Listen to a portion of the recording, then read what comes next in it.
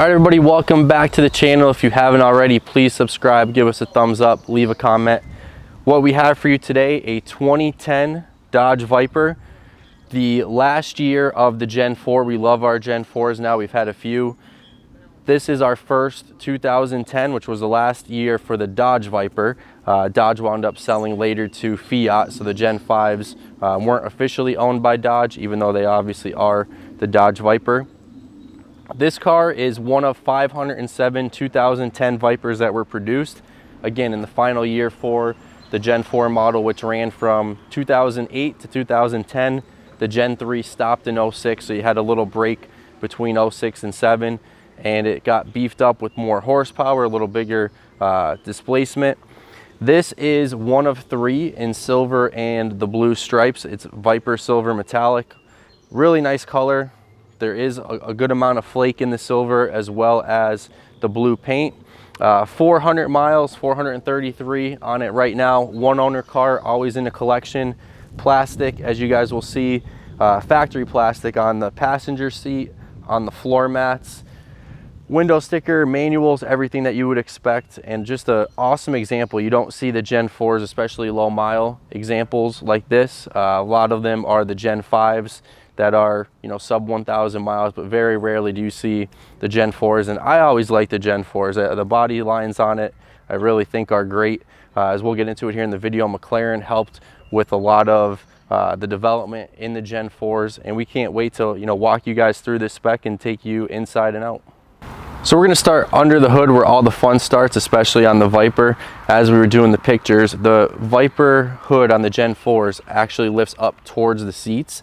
And when that hood is up and you can see the motor, it looks like a snake kind of open its mouth with the fangs, just like you see the logo right here on the front of the hood and on the front bumper. It's just such a cool look because you see a lot of the hoods kind of, you know, open up obviously towards you. So to see that go reverse with that 8.4 liter V10 underneath the hood, it's just really, really awesome to see.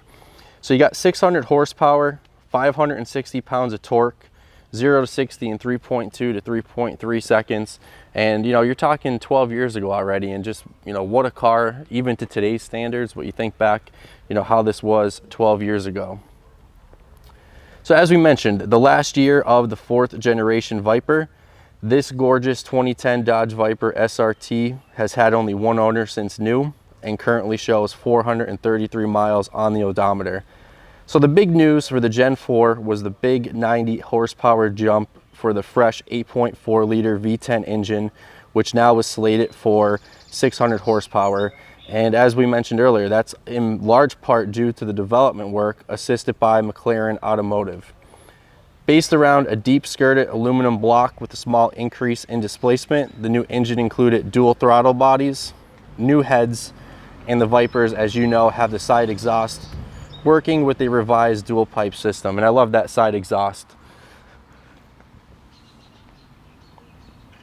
This is backed by the 6-speed manual transmission and Dana differential, which is also revised for this year, and when coupled with fresh suspension changes, gave this supercar stellar manners compared to some earlier versions. In fact, Car and Driver magazine tested a model recording a 0 to 60 mile per hour time of 3.3 seconds, a 0 to 100 mile an hour time of 7.6 seconds, a quarter mile time of 11 seconds at 126 miles per hour. This performance was better than a number of its expensive competitors. The exterior is covered in the stunning Viper Silver Metallic and blue stripes, which is complemented by a luxurious black and gray leather interior. As you move to the inside, the equipment inside is going to include bucket seats, an AM, FM, CD stereo, air conditioning, the center console with the short throw shifter, white face gauges including the tachometer, and power windows and lock. As we move back to the outside and to the rear, the outside of this Viper is going to wear a ducktail spoiler out the back. The front, you have your vented and scooped performance hood. Always loved the vented hoods on these Vipers. It just gives it such a cool look, sleek look to it. Everything, like I said, functional, including the brake ducting, body position side exhaust parts, and red brake calipers. A set of polished alloy wheels using Michelin Pilot Sport tires provides a final accent to its overall representation. The SRT-10 remains a true supercar that showcased some impressive technological advancements. Now permanently out of production, Vipers like this will not be available again off the showroom floor. And you have seen that in the last probably 12 to 18 months, the Viper market, regardless of what gen it is, kind of take off. We were in the running to purchase one off Bring a Trailer. It was a 2010 convertible, still in the wrapper, snakeskin green, that we wanted to pair with our Gen 5, and the car sold for $207,000. So the Gen 4s definitely starting to take a jump. One just went through Mecum with 13,000 miles, sold for 105, and that was a 2008. Bring a Trailer also just sold a 2008 snakeskin with 6,700 miles, and that did 105. So you're really starting to see these cars take off. Last year we had a 300-mile orange car, which didn't bring anywhere near that kind of money 15 months ago already. So the Viper market definitely super strong. They didn't make a lot of them in any year. Like I said, 507 in this year.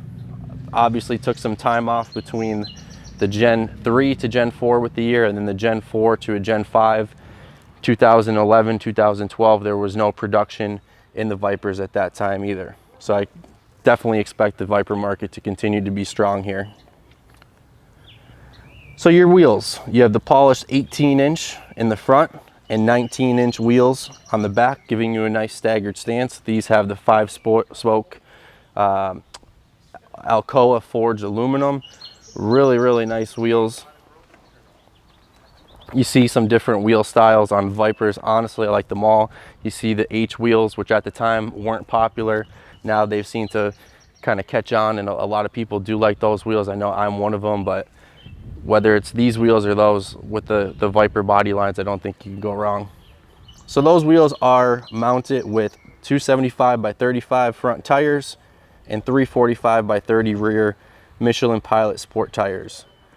The car is equipped with red 4-piston brake calipers with white Viper script, and additional components include an adjustable independent rear suspension.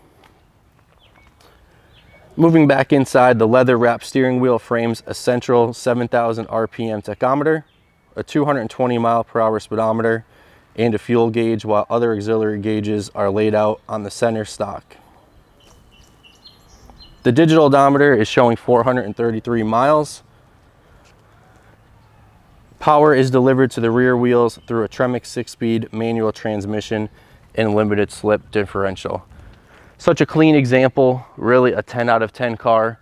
Interior, exterior, everything that you would expect on a 400-mile, one-owner, collector-owned Dodge Viper.